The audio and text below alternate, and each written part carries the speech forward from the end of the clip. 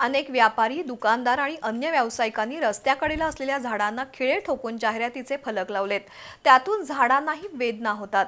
अशावेळी वृक्षप्रेमी संस्थेनं ऑपरेशन मुक्त श्वास मोहीम राबवली। त्यातून झाडावर लावलेले 150 पेक्षा अधिक जाहिरातीचे फलक हटवण्यात आले।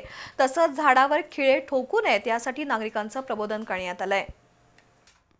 माझ्या फायद्यासाठी दुसऱ्याला त्रास देणार, छळणार ही भावना दुर्दैवानं वाढीस लागली आहे।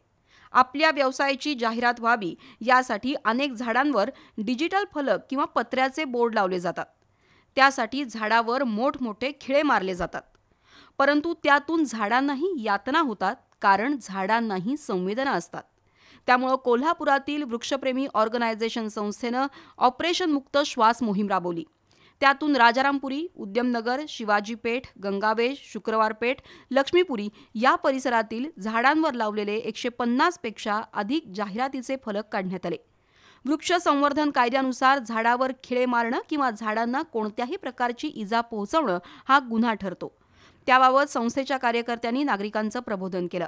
वास्तविक महापालिकेच्या उद्यान विभागानं शहरातील झाडावर लावलेले जाहिरात फलक हटवले पाहिजेत, शिवाय अशा व्यापाऱ्यांवर दंडात्मक कारवाई करावी अशी मागणी करण्यात आली।